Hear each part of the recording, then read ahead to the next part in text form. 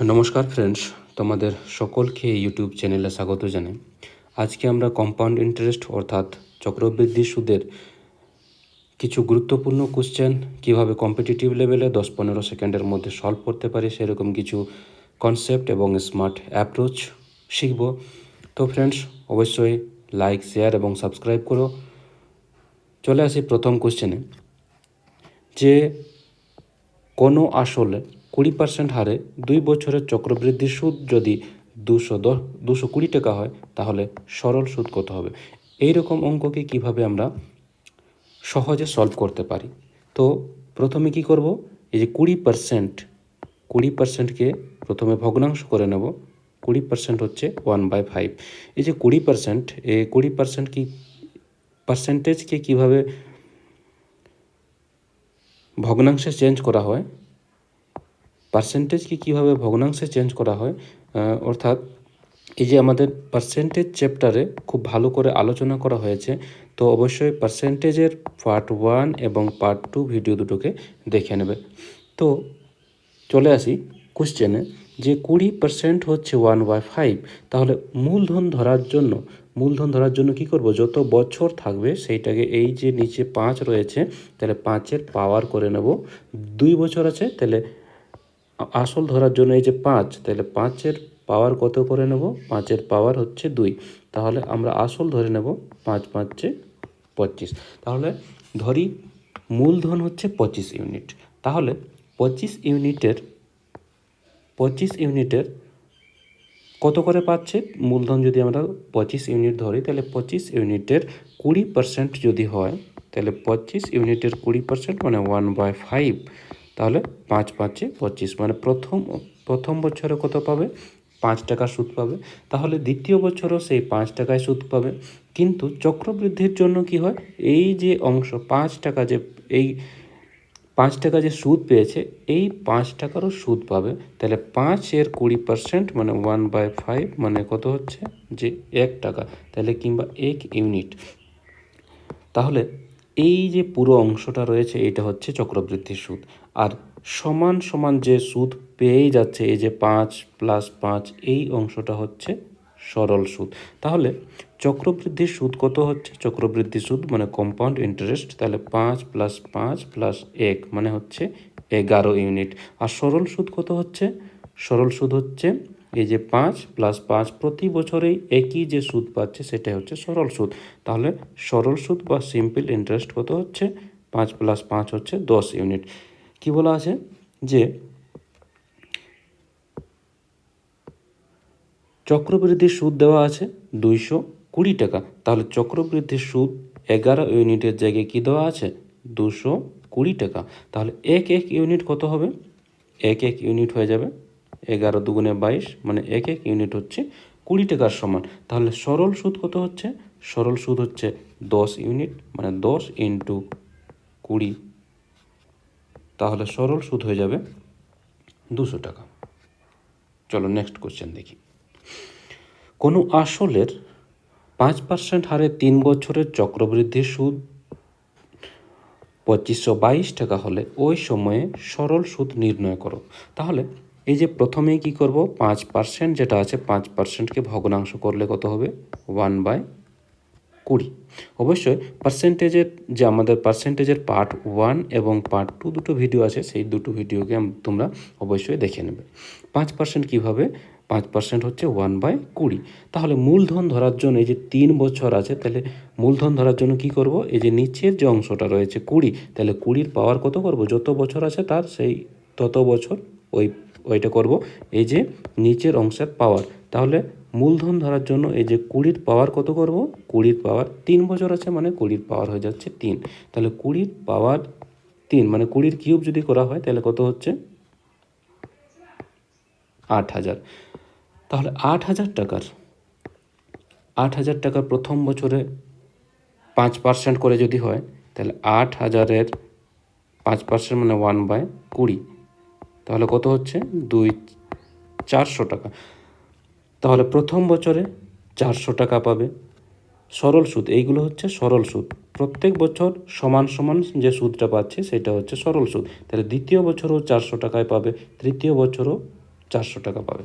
But চক্রবৃদ্ধির সুদের ক্ষেত্রে কি হয়, এই যে প্রথম বছরে যে সুদ পেয়েছে সেই অংশটা সুদ পাবে। তাহলে 400 টাকার 20%, 400-র 20% মানে 1/20 যদি বার করা হয় তাহলে কত হচ্ছে, 20 টাকা। তাহলে এইটা হচ্ছে 20 ইউনিট বা 20 টাকা। তৃতীয় বছরে কোনটা সুদ পাবে, তৃতীয় বছরে পাচ্ছে দ্বিতীয় বছরে সুদ যেটা পেয়েছে সেইটার, প্রথম বছরে যে সুদ পেয়েছে সেইটার, আবার দ্বিতীয় বছরে যে চক্রবৃদ্ধির সুদের প্রথম বছরে যে সুদ পেয়েছিল সেটার যে সুদ হয়েছে সেই অংশটারও সুদ পাবে। তাহলে 400-র 20%, 400-র 20% কত করে হচ্ছে, তাহলে এটা হয়ে যাবে 20, এইটাও হবে 20, আর 20-র 5%, তাহলে 400-র 5% কত হচ্ছে, 400-র 5% হচ্ছে 20, আবার 400-র 5% হচ্ছে 20, আবার এই যে 20-র 5% মানে 20 ইন্টু 1/20 মানে কত হচ্ছে, এটা হচ্ছে 1। তাহলে এখান থেকে কি দেখতে পাচ্ছি যে চক্রবৃদ্ধির সুদ, এই পুরো অংশটাই হচ্ছে চক্রবৃদ্ধির সুদ। তাহলে পুরো অংশটা হচ্ছে চক্রবৃদ্ধির সুদ। তাহলে কত হচ্ছে, 400 প্লাস 400 প্লাস 400, তার সাথে 20 প্লাস 20 প্লাস 20 প্লাস 1 মানে হচ্ছে 400। তাহলে চক্রবৃদ্ধির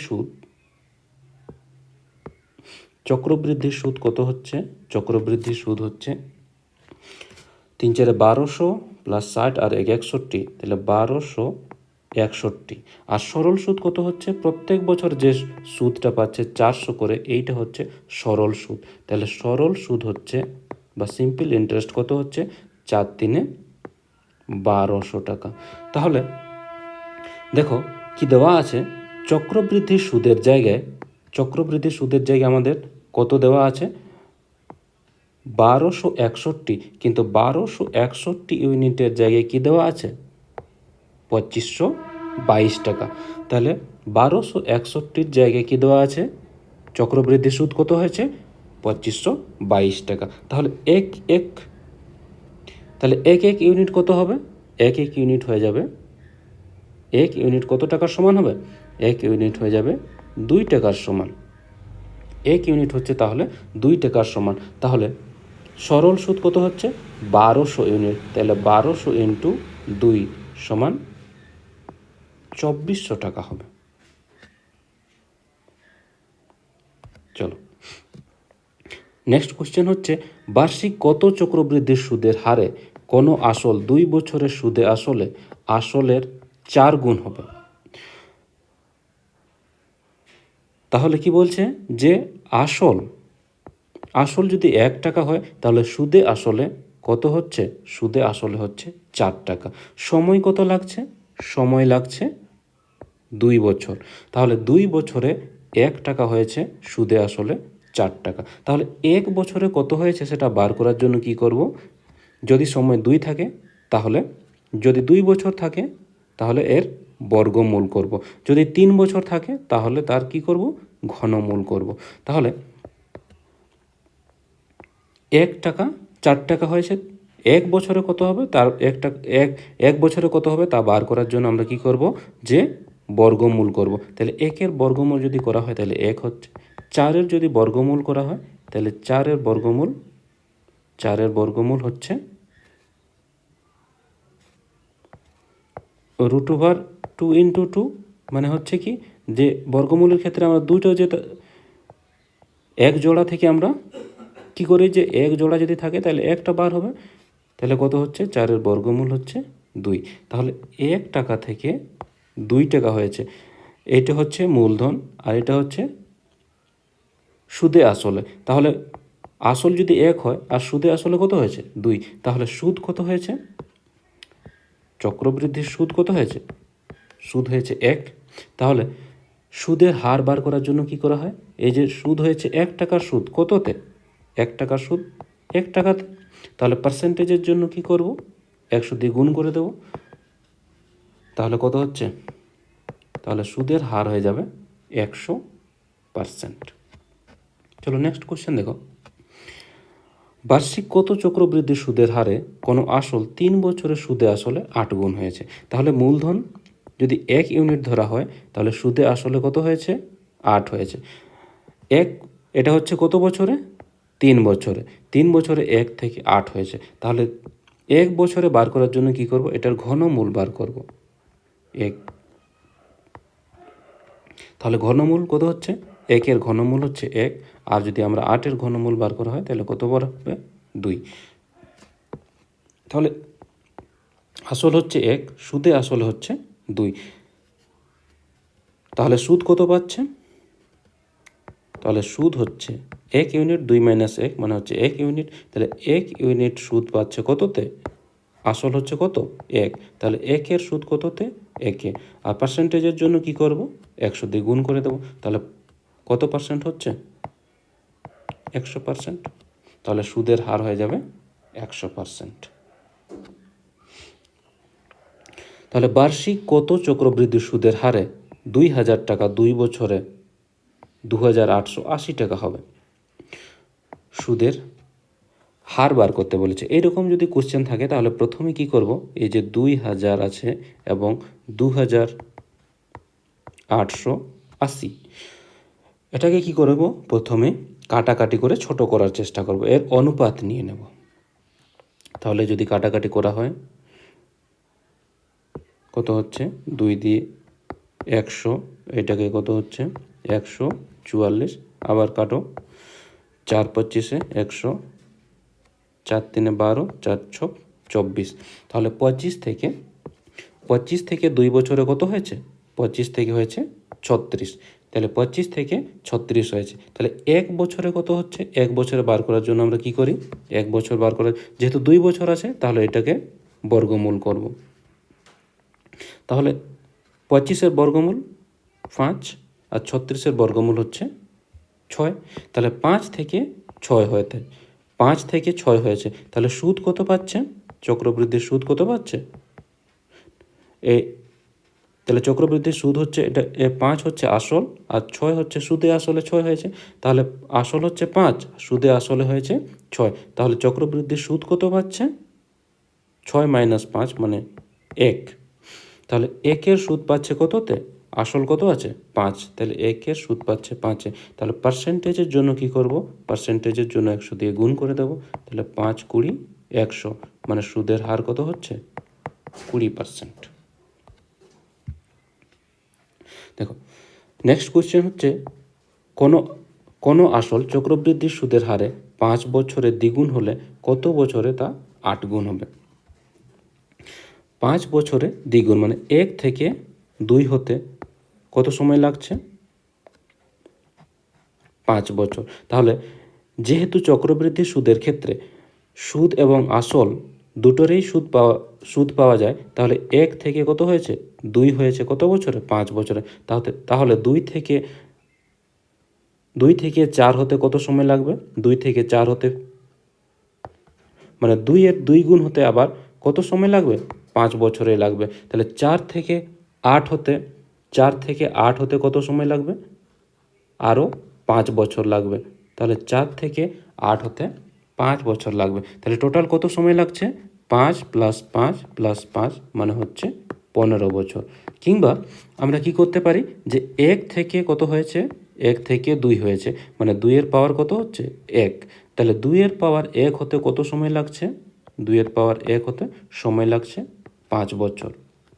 তাহলে 8 গুণ মানে 2-এর পাওয়ার কত হচ্ছে, 2-এর পাওয়ার 3 হতে। তাহলে 2-এর পাওয়ার 3 হতে কত সময় লাগবে, যে 3 × 5 সমান 15 বছর।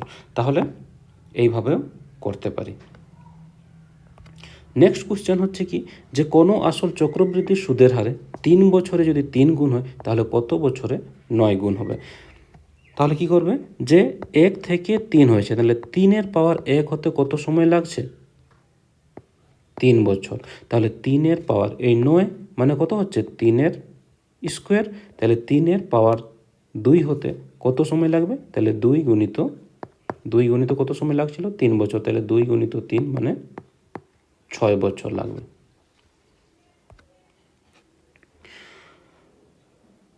সুদ, নেক্সট কোশ্চেন হচ্ছে, সুদ 6 মাস অন্তর দেওয়া হলে 1200 টাকার 10% হারে 1 বছরের চক্রবৃদ্ধি সুদ ও সরল সুদের পার্থক্য কত হবে। তাহলে 6 মাস অন্তর যদি দেওয়া হয় তাহলে 1 বছর মানে হচ্ছে 12 মাস। তাহলে 6 মাস যদি 6 মাস অন্তর দেওয়া হলে কি হচ্ছে, 1 মাসে কটা পর্ব হবে, 12/6 মানে 2টো পর্ব হবে। তাহলে সুদের হার কত আছে, 10%। সুদের হার হচ্ছে পুরো 1 বছর যদি খাটে তাহলে 10% সুদ পাবে।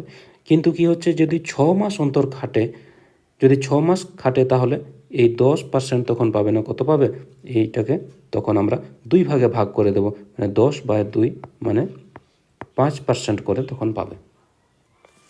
তাহলে 5%কে আমরা প্রথমে কি করব, ভগ্নাংশ করে নেব। 5% সমান হচ্ছে 1/20। যেহেতু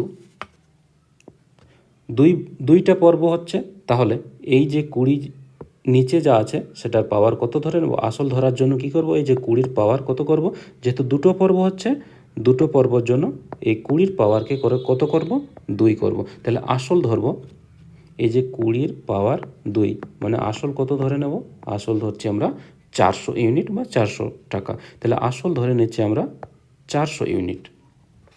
তাহলে 400 টাকার প্রথম বছর মানে প্রথম 6 মাসে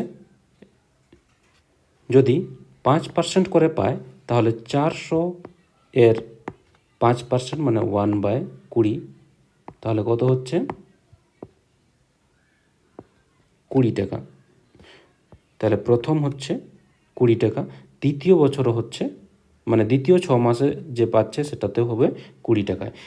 আবার চক্রবৃদ্ধি সুদের ক্ষেত্রে কি হয়, চক্রবৃদ্ধি সুদে এই যে প্রথম 6 মাসে যে 20 টাকা পেয়েছে, এইটার 5% মানে 20-র 1-এর 20 মানে 20-র 1-এর 20 মানে 1 টাকা। তাহলে কত হচ্ছে,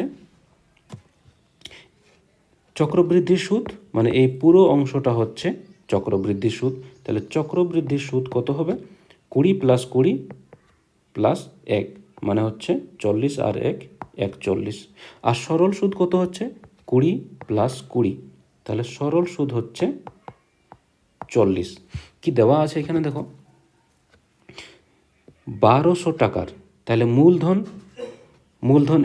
মূলধন আমরা কত ধরেছি, 400 ইউনিট। তাহলে 400 ইউনিটের জায়গায় কি দেওয়া আছে, 400 ইউনিটের জায়গায় দেওয়া আছে 1200 টাকা। তাহলে এক ইউনিট কত হয়ে যাবে, 4 × 3 = 12, মানে এক ইউনিট হচ্ছে 3 টাকার সমান। তাহলে চক্রবৃদ্ধির সুদ আর সরল সুদের পার্থক্য মানে 41 - 40 মানে 1 ইউনিটের পার্থক্য।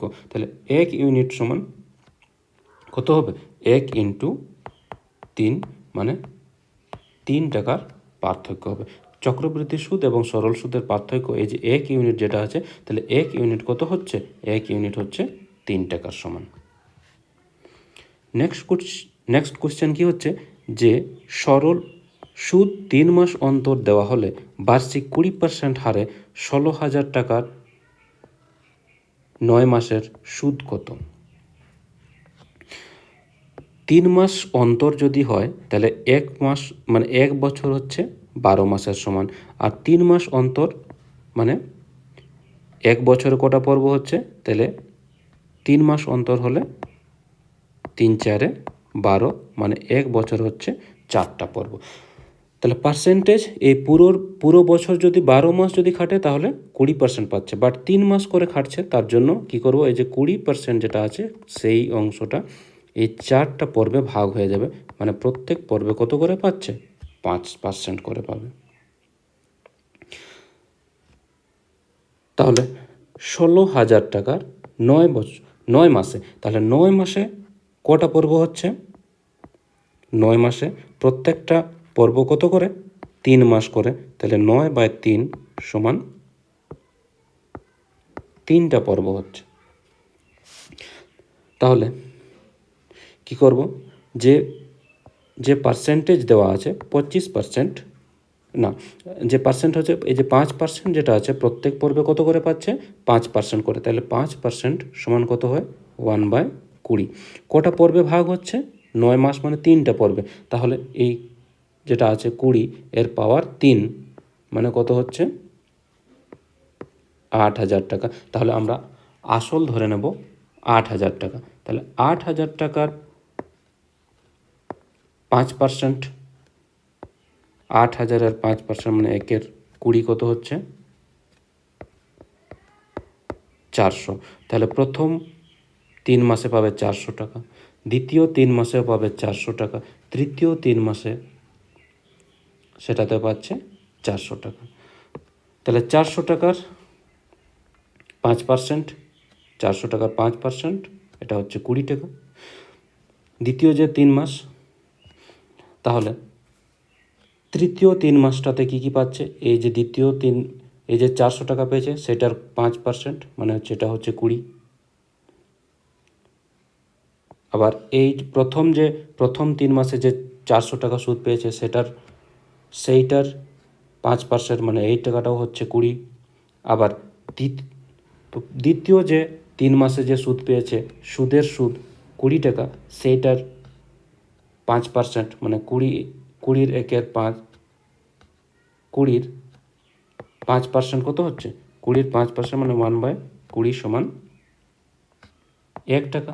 তাহলে কি দেওয়া আছে দেখো,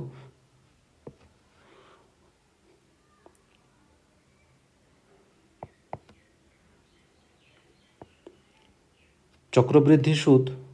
তাহলে চক্রবৃদ্ধির সুদ কত হচ্ছে?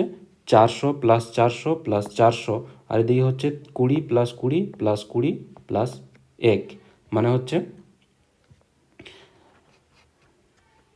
1200 + 60 আর 1 61, 1261। তাহলে চক্রবৃদ্ধির সুদ হচ্ছে 1261, আর সরল সুদ কত হচ্ছে? 4 × 3 = 1200। তাহলে আমরা কি করতে পারি যে চক্রবৃদ্ধি সুদ এই যে কত আছে? 8,000 টাকা। তাহলে 8,000 হচ্ছে, আমরা কি ধরেছি? 8,000 টাকে আমরা মূলধন ধরেছি, কিন্তু 8,000-এর জায়গায় মূলধন কত দেওয়া আছে দেখো? মূলধন হচ্ছে 8,000-এর জায়গায় দেওয়া আছে 16,000। তাহলে 1 ইউনিট হচ্ছে 2 টাকার সমান। তাহলে চক্রবৃদ্ধির সুদ কত হচ্ছে? 1261। তাহলে 1261 গুণিত 2 মানে কত হবে? 1261 গুণিত 2 মানে 2522 টাকা। যদি বলা হয় যে সরল সুদ কত, তাহলে সরল সুদ হয়ে যাবে 1200 × 2 মানে 2400 টাকা। কিংবা এটাকে আবার কিভাবে করা যেতে পারে দেখো, প্রথমে কি করব? 3 মাস অন্তর মানে 1 বছরে 12 মাস, আর 3 মাস অন্তর মানে 1 বছরে কয়টা পর্ব হচ্ছে? 4টা পর্ব। 1 বছরে 4টা পর্ব। আর 20% পুরো 1 বছর যদি খাটে তাহলে 20% পাচ্ছে। তাহলে 3 মাস হলে কত হবে? এই যে 20% যেটা আছে, 20%-এর 4 ভাগে তখন, যেহেতু প্রত্যেকটা পর্বে তখন কত করে পাবে? 5% করে। তাহলে এই যে 5%টাকে কী করব? 5%টাকে ভগ্নাংশ করলে কত হচ্ছে? 5% হচ্ছে 1/20। তাহলে প্রথম 3 মাসে কি হচ্ছে?